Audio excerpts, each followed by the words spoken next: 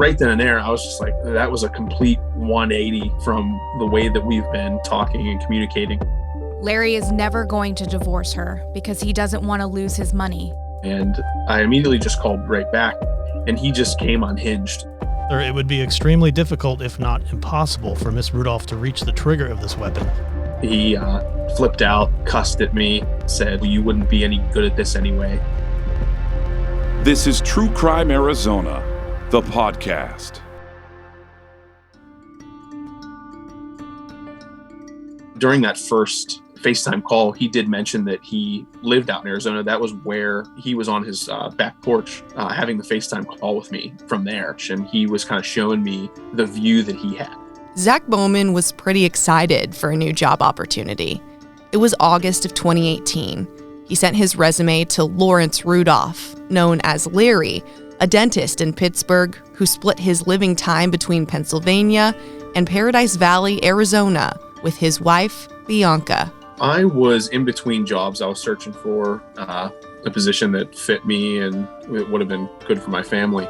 And I sent in my resume to Three Rivers Dental. He got back to me almost immediately, and we connected for a few days. He said that he wanted to offer me the position. The position was basically his operations manager. I would have ran all of his offices, and he was offering me a large amount of money to do so.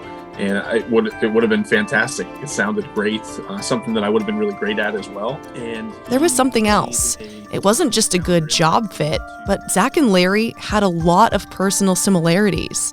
I feel like I do remember him saying that we both shared that, passion for hunting, and that, our mindsets were very businesslike. And so we connected really well. I have family out in Phoenix, Scottsdale area. So that was it was another thing that we really connected on. Larry set up another FaceTime call with Zach. But Zach had just moved and was still setting up internet at his home. Because he was living in a valley, he told Larry service might not be great and asked if they could reschedule. Zach remembers Larry telling him not to worry. It wouldn't be a long call. When I gave him a call, we were on FaceTime for a while. It was fine. We were going over a lot of different things. He was teaching me a whole lot. And then my call ended up dropping. 3 minutes into the second call, it dropped again. And I immediately just called right back and I said, "Hey," I was like, "I'm sorry." And he just came unhinged on that third try. He flipped out, cussed at me, said, "Forget about the offer. It's off the table. You wouldn't be any good at this anyway." And right then and there, I was just like, that was a complete 180 from the way that we've been talking and communicating. I never had anybody speak to me the way that he did. So that part really stuck with me. In their conversations prior to the blow-up, Zach hadn't thought much of one detail he remembers Larry mentioning. But recalling it now, in 2022, well, it's a bit more eerie. I feel like he mentioned that his wife passed at some point. When I heard about the story, for some reason that kind of came back to me, that I remember him saying that his wife had passed. Zach had no idea 4 years later there'd be a murder charge. Hi, I'm Dr. Larry Rudolph, president of SCI. If there was something Larry Rudolph was proud of outside of his dentistry profession, it was hunting.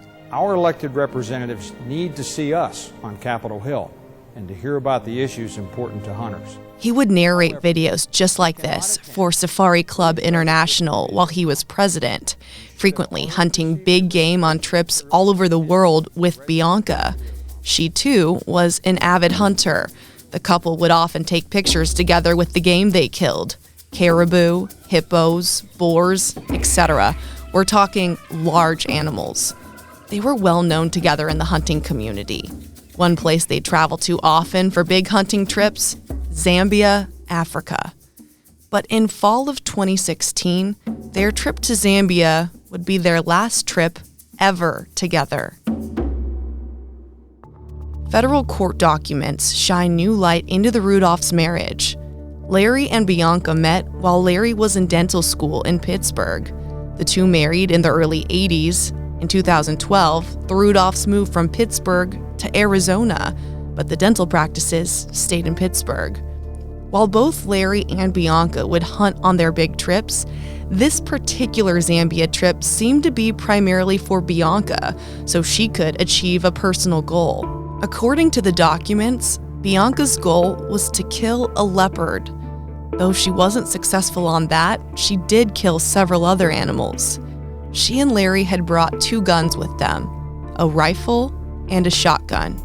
The Rudolphs were in their cabin, packing up to head back home to Arizona. Then, the gunshot.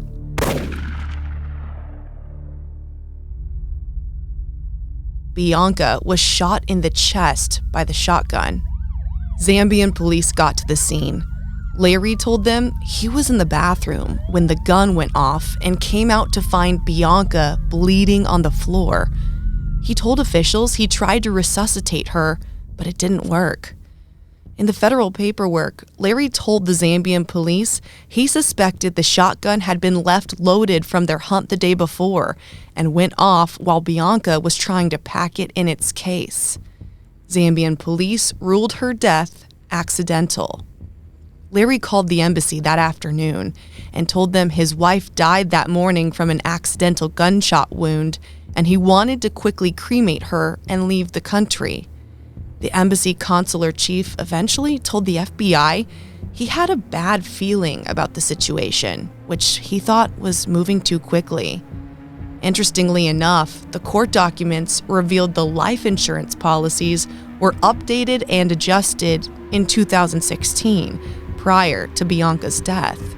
The changes made Larry the ultimate beneficiary and recipient of nearly $5 million in life insurance money.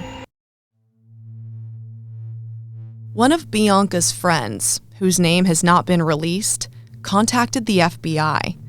According to the court records, she wanted the FBI to investigate Bianca's death because she suspected foul play. Why? She said because Larry was involved in prior extramarital affairs and was having an affair at the time of Bianca's death. She told the FBI Larry had been verbally abusive in the past, and the couple had fights about money. The friend also said the children didn't find out about the death of their mother until a week after, and some family and friends didn't find out until the funeral. That friend also believed it was against Bianca's wishes to be cremated due to her strong Catholic ties, and told the FBI, quote, Larry is never going to divorce her because he doesn't want to lose his money, and she's never going to divorce him because of her Catholicism. The FBI said other people corroborated the same story. So now we know money was at play and a suspected affair. The FBI would learn much more about that affair from a former employee of the dental practice, Three Rivers Dental. In the federal documents, that former employee told the FBI Larry's girlfriend was a manager for Three Rivers Dental and that they had been dating for 15 to 20 years. The former employee said his girlfriend shared several things with her, including the ultimatum she gave Larry of 1 year to sell his dental offices and leave Bianca. Through the FBI's investigation, they found Larry and his girlfriend had taken many vacations, including several to Mexico, without Bianca, and even went to Cabo San Lucas together just a few months after Bianca died. The FBI investigation also looked at the gunshot wound itself and presented the evidence to a Colorado medical examiner. The medical examiner reviewed photographs of Bianca Rudolph at the scene of her death, the photographs taken by the embassy consular chief, the report of the Zambian forensic pathologist, and the analysis of the ballistics involved. That medical examiner then gave this conclusion. In my opinion, it would be physically impossible to accidentally fire this shotgun in its carrying case and produce the entrance defect noted on the body of Mrs. Rudolph. The tip of the carrying case was most likely at least 2 feet from Miss Rudolph when the weapon was discharged, regardless if it was on cylinder or full choke settings. Further, it would be extremely difficult, if not impossible, for Miss Rudolph to reach the trigger of this weapon, even if it was placed in the case with the muzzle pressed against her chest. In December of 2021, federal prosecutors charged Larry Rudolph with the murder of his wife, Bianca Rudolph, and mail fraud. In the affidavit, the FBI alleges Larry defrauded the insurance companies and used FedEx to send insurance claim documents as part of the scheme.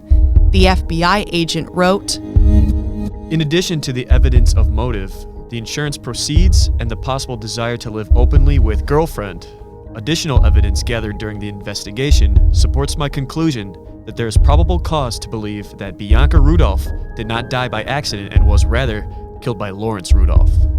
Rudolph's attorneys issued a statement to CBS that said in part, the government is seeking to manufacture a case against this well-respected and law-abiding dentist. His attorneys went on to say Bianca's death was a terrible accident, the allegations are outrageous, and that Dr. Rudolph looks forward to his trial where he will demonstrate his innocence.